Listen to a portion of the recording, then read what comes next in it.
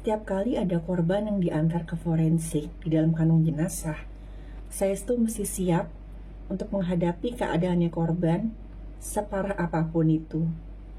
Karena kita nggak pernah nyangka gitu yang korban itu datang dalam keadaan seperti gimana. Kadang udah membusuk lanjut, kadang sudah nggak utuh, kadang juga termutilasi. Tapi pernah ada satu kejadian di mana sosok yang ada di dalam kantong jenazah itu benar-benar di luar dugaan. Sosoknya adalah pocong. Kayak gimana ceritanya?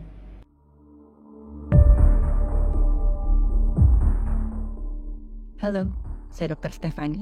Saya seorang dokter spesialis forensik dan saya melihat apa yang tidak semua orang lihat.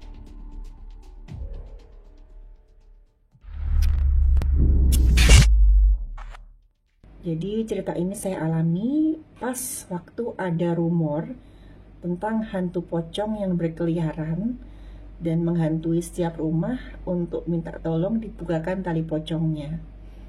Ya cerita kayak gini bukan sekali dua kali ya kita dengar. Mungkin dulu pernah ada yang ingat ada cerita tentang hantu Mr. Gepeng. Terus juga ada hantu Suster Nyesot yang katanya tuh pasti bergentayangan di sekolah yang dulunya bekas rumah sakit zaman Belanda. Nah, katanya asal-usulnya hantu si pocong ini itu ada laki-laki yang meninggal karena kecelakaan lalu lintas. Dan dia itu arwahnya nggak tenang dan memutuskan untuk berbentayangan lah. Ya, isunya ini cukup menghebohkan karena waktu saya dengar cerita ini dari mahasiswa saya, mereka tuh sempat nanya ke saya gitu, "Dok, bener nggak sih pernah ada kasus laki-laki yang dibawa ke sini meninggal dunia karena kecelakaan lalu lintas?" Ya, saya cuma bilang, ya kasus seperti itu banyak karena kecelakaan lalu lintas itu paling sering kami terima gitu. Ya hampir setiap hari lah kami terima korban akibat kecelakaan lalu lintas.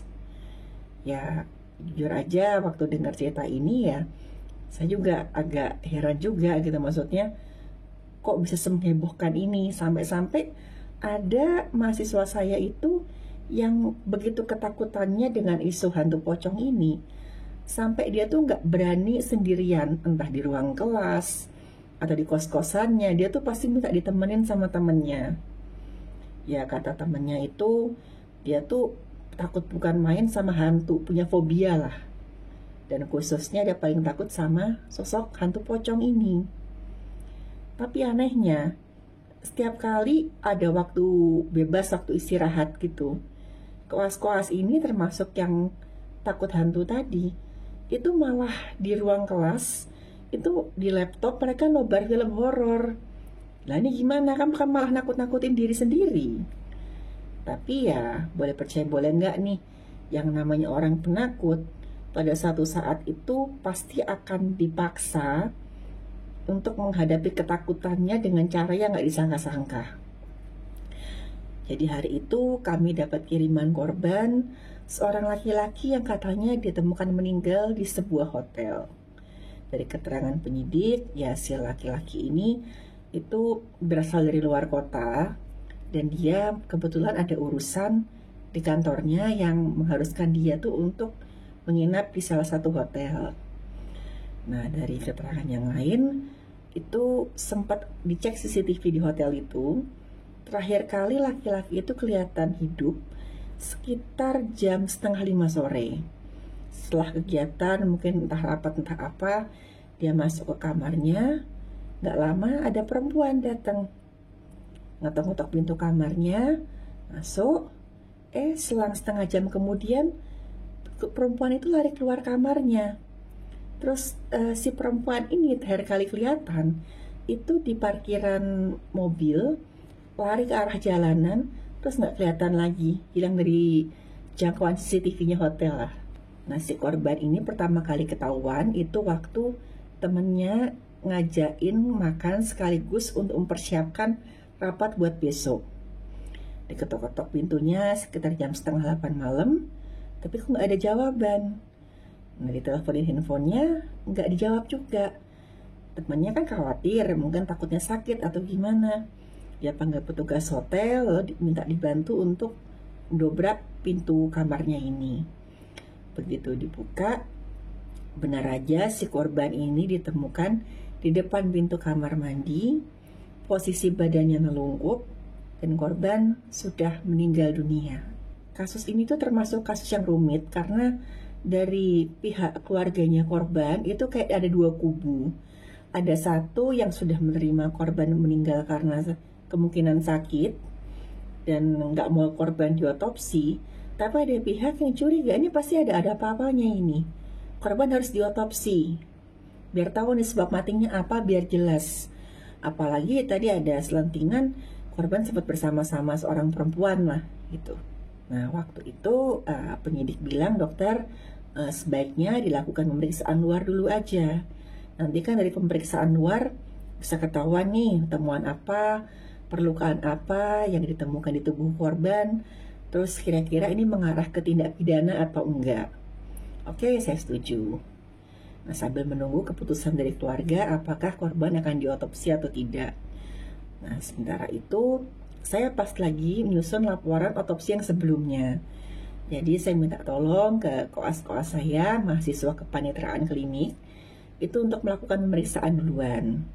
Nanti saya nyusul, saya bilang. Nah, mereka ganti baju, masuk ke ruang otopsi, mereka melakukan pemeriksaan luar. Baru sekitar 5 menitan lah mereka masuk. Tiba-tiba saya dengar salah satu dari mereka teriak kencang banget, bener-bener teriak histeris. Sampai tuh saya kaget setengah mati, saya langsung lari ke ruang otopsi. Yang saya takutin kan ini apa, jangan-jangan ada yang luka, kena alat atau gimana. Tapi waktu saya masuk, yang saya dapetin itu mahasiswa saya itu ngeringkuk di pojokan sambil udah nangis dia. Teman-temannya tuh di sekitarnya tuh nyoba nenangin dia, tapi mukanya tuh sambil kayak nahan ketawa gitu. Dan saya tanya, loh ini ada apa? Ya koas yang lain itu ngeliat saya tuh kayak bingung gitu mau ngomong apa. Si mahasiswa ini pulak balik, dia ngomong, enggak, aku nggak mau. Kalau yang itu aku nggak mau, aku mau pulang aja, aku takut, aku nggak mau. Ya saya tenangin, udah kamu tenang dulu, ada apa, cerita pelan-pelan. Ini salah satu temannya bilang, dia takut dok, ada pocong. Loh, nah saya kaget, pocong maksudnya gimana? Di mana pocongnya? Akhirnya si teman-temannya si mahasiswa ini nunjuk ke arah kantong jenazah yang sudah dalam keadaan terbuka, dan di situ memang dalam kantong jenazah itu ada pocong, alias si korbannya itu datang ke saya ke bagian forensik sudah dalam keadaan dikafani dan ikatannya itu masih terikat, belum dibuka. Astaga, saya bener-bener gak, ya gimana ya, antara geli tapi juga heran gitu. Kok anak ini sampai sebegitu takutnya sih? Akhirnya saya ngomong, udah kamu tenang. Itu tuh pasien loh. Kamu tuh sebagai dokter, itu harus siap terima pasien dan keadaan apapun. Walaupun itu jenazah ya kamu mesti siap dong. Terus salah satu temannya bilang, dok, dia kan ada fobia dokter, fobia hantu. Ya udah mau gimana, namanya fobia itu kan ketakutan yang berlebihan sampai nggak rasional terhadap sesuatu. Akhirnya saya daripada dia pingsan, saya tenangin, saya bilang ya udah kamu keluar dulu nggak apa-apa, kita mulai pemeriksaan dulu, nanti setelah kafannya kami buka, baru kamu masuk lagi buat ikutan periksa kalau kamu masih kuat. Ya udah akhirnya saya suruh dia, ada salah satu teman yang nemenin dia keluar lah. Jadi saya ganti baju, saya ikutan periksa. Setelah saya periksa itu ya dapetin korbannya itu laki-laki, usianya sekitar 50-an tahun, dan waktu saya lihat badannya itu ya nggak gemuk, nggak kurus juga, sedang lah. Terus tapi di mukanya itu tuh hampir semuanya warnanya kayak kebiruan, bibirnya kebiruan, terus juga jaringan di bawah kukunya tuh kebiruan, dan lebam mayatnya itu ada di bagian depan sama bagian belakang tubuhnya. Nah, lebam mayat itu bisa kita jadikan petunjuk untuk mengetahui gimana posisinya korban setelah korban itu meninggal. Jadi setelah korban benar-benar meninggal, itu kan aliran darah berhenti. Di darah itu kan ada sel darah merah tuh. Pasti sel darah merah itu nanti akan mengendap, mengisi pembuluh darah kecil di posisi yang lebih rendah. Membayanginnya kalau kita minum kopi tubruk deh. Kita ngaduk kopinya, terus kita diemin, kan lama-lama ampas kopinya ngendap. Nah gitu, memang temuan lebam mayatnya itu sesuai dengan cerita dari penyidik tadi. Pada saat si teman-temannya korban menemukan korban dalam posisi nelungkup itu sempat ditelentangin dulu. Ya, jadi wajar andai kata kita menemukan lebam mayat di bagian depan sama belakang tubuhnya. Kalau perlukaan yang kita temukan ada luka lecet yang dikelilingi luka memar itu di bagian dahi, hidung, sama bibirnya ada luka sedikit, luka kayak robekan lah. Ya sesuai misalkan dengan ceritanya ketika korban itu misalkan jatuh dalam posisi telungkup. Tapi kok luka-luka yang menunjukkan indikasi tindak pidana kita nggak nemukan. Setelah selesai kami periksa, saya komunikasikan hasil pemeriksaan saya ke penyidik. Ya penyidik sudah melakukan olah TKP lebih lanjut, juga nanyain saksi-saksinya. Akhirnya ketahuan kalau si korban ini itu sempat sebelumnya menginstal aplikasi Kencan lah untuk memesan nyuwun sewu PSK karena dia iseng. Nah si perempuannya ini itu udah ketahuan, berhasil dicari sama polisinya dan dimintain keterangan. Menurut keterangan si perempuannya ini, mereka memang sudah transaksi, terus sudah sepakat untuk harga untuk servisnya itu. Tapi ketika si perempuan itu masuk ke kamar hotelnya, si laki-laki ini tiba-tiba ngomong perutnya sakit. Dia mau ke kamar mandi dulu. Begitu di kamar mandi, perempuan ini sempat dengar si korbannya ini muntah 2 kali. Tiba-tiba keluar dari kamar mandi itu udah sempoyongan, megangin perutnya. Dan si laki-laki ini jatuh. Ya si perempuan ini kan ketakutan. Dia langsung lari keluar. Kaburlah dia ketakutan. Oh ini kok pelangganku tiba-tiba sakit aneh gitu. Ya polisinya setelah melakukan olah TKP itu menemukan ada bungkus obat kuat kosong di meja samping tempat tidurnya korban. Ya udah kebuktilah salah satu penyebab kematiannya korban yang mungkin itu ya gara-gara korban mengkonsumsi obat kuat ini dan jantungnya nggak kuat. Apalagi si obat kuatnya ini tuh nggak jelas gitu loh mereknya apa, komposisinya. Itu cuman ya ada bungkusnya pun kayak bungkus plastik, terus ada tulisannya salah satu merek obat kuat lah di situ. Nah terus kok korban begitu diantar ke forensik kok bisa dikafani? Ternyata ada salah satu ya anggota keluarganya korban lah yang tahu kronologisnya kurang lebih itu seperti apa ketika korban ini meninggal, dan dia tuh pengen melindungin nama baiknya korban dari keluarga pihak istrinya korban ini. Akhirnya dia bilang ke keluarga besarnya kalau korban ini tuh meninggal karena sakit. Karena sejauh yang dia tahu, korban ini tuh sebenarnya tuh nggak pernah macem-macem kok. Orangnya baik.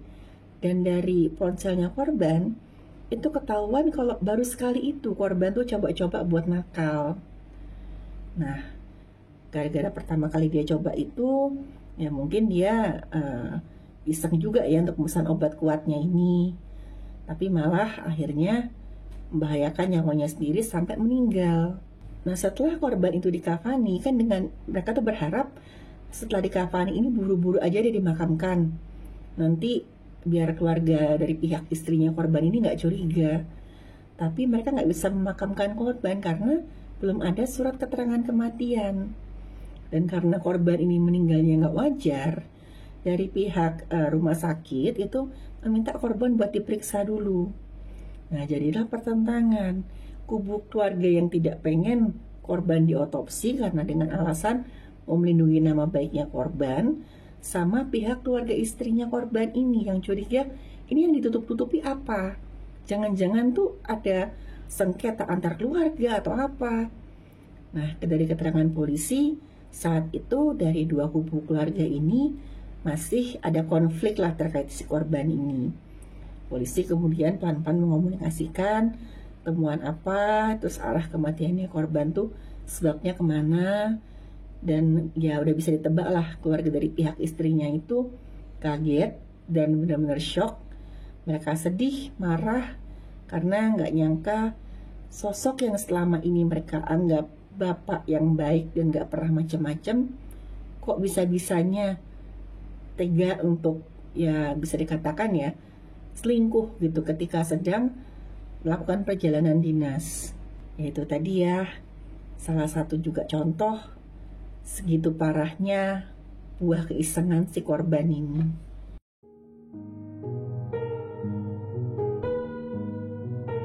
Terima kasih buat yang sudah menyimak cerita saya.